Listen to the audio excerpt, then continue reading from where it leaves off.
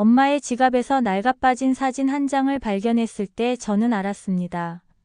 엄마가 왜 그토록 외로웠는지를, 왜 아무 말도 하지 않았는지를. 병원 접수대에서였습니다. 엄마는 진료비를 내려고 지갑을 뒤적이고 있었어요. 손이 떨리는 엄마의 지갑에서 접힌 카드 사이로 뭔가가 삐져나왔습니다. 초등학교 1학년 때 찍은 제 사진이었어요. 모서리가 다 닳아서 하얗게 변했습니다. 가운데는 접힌 자국이 선명했어요. 코팅도 벗겨져서 제 얼굴이 흐릿했습니다. 그런데 그 사진을 엄마는 지금도 가지고 다니고 있었던 겁니다. 엄마는 얼른 사진을 빼앗아 다시 지갑 속에 넣었습니다. 부끄러운 듯 아니면 들킬까봐 두려운 듯 저는 그날 밤 잠을 이룰 수가 없었습니다. 마지막으로 엄마와 제대로 된 대화를 나눈 게 언제였을까요? 1년? 아니 어쩌면 더 오래됐을지도 모릅니다. 전화는 했습니다. 명절 때, 생신 때. 하지만 그건 대화가 아니었어요. 그저 확인이었습니다. 살아있는지 건강한지 그 정도만.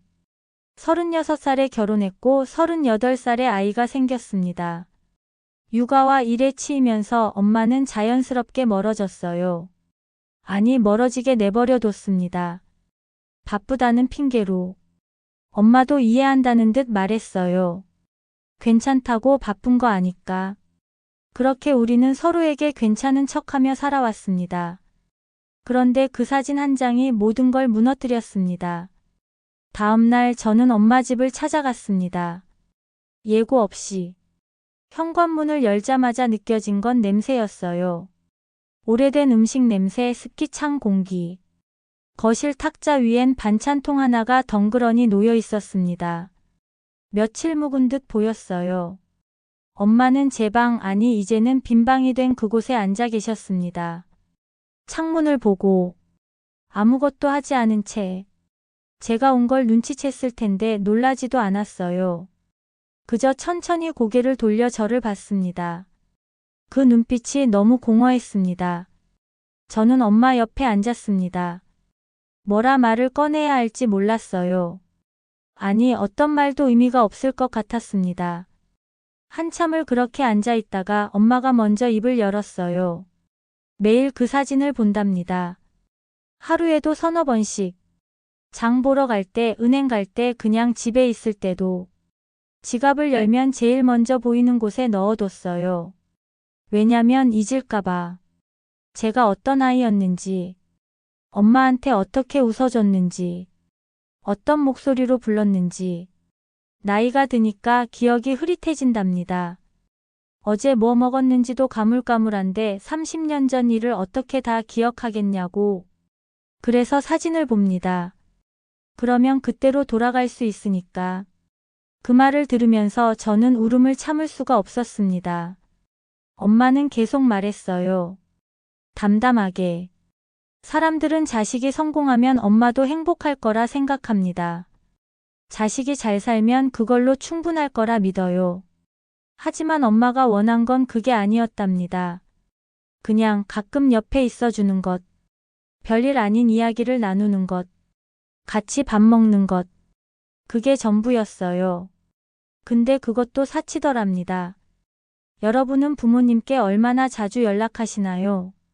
통화는 방문은 얼마나 자주 하시나요?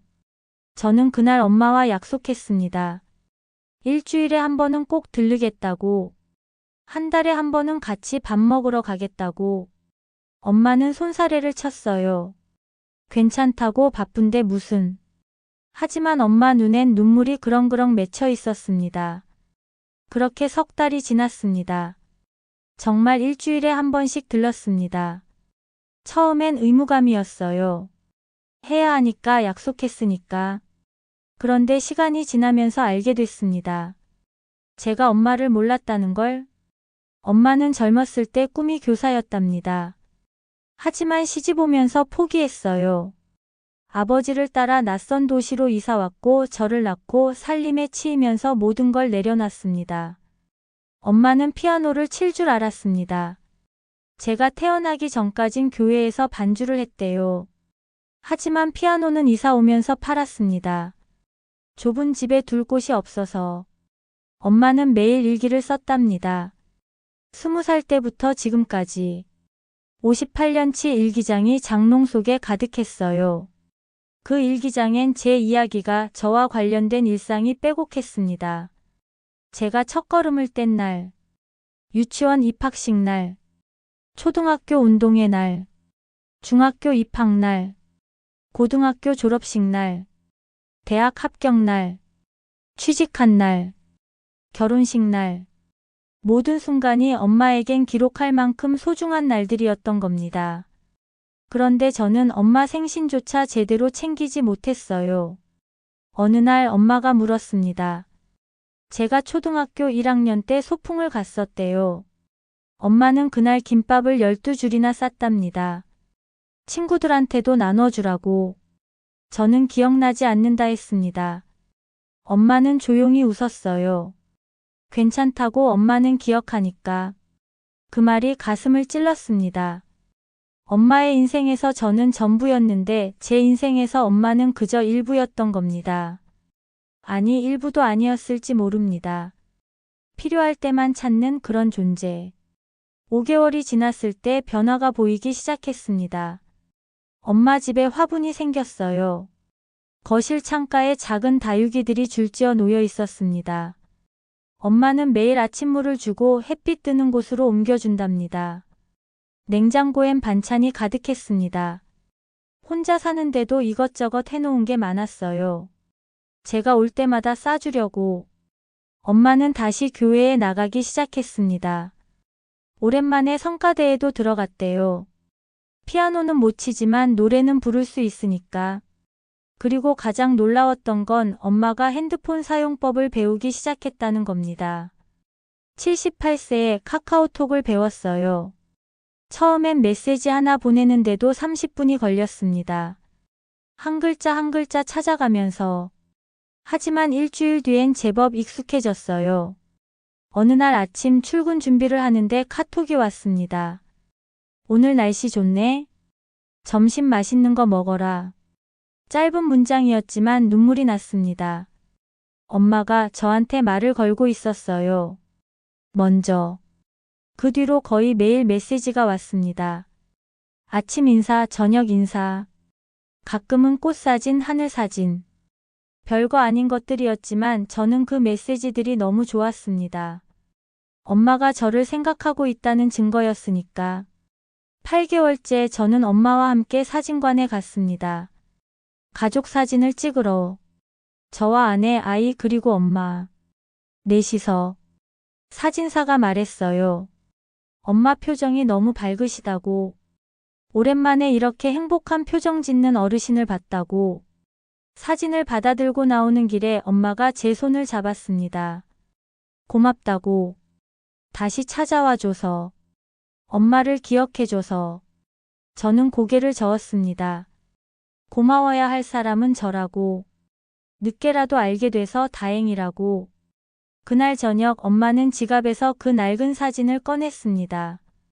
그리고 조심스럽게 새 사진으로 교체했어요. 가족 사진. 우리 넷이 함께 웃고 있는. 엄마는 그 사진을 한참 바라보다가 지갑 속에 넣었습니다. 제일 앞자리에. 이제 이 사진을 보겠다고. 매일매일. 그리고 1년 후 저는 깨달았습니다. 엄마가 제 사진을 지갑에 넣고 다닌 이유가 단순히 잊지 않으려는 것만은 아니었다는 걸. 그건 엄마의 바람이었어요.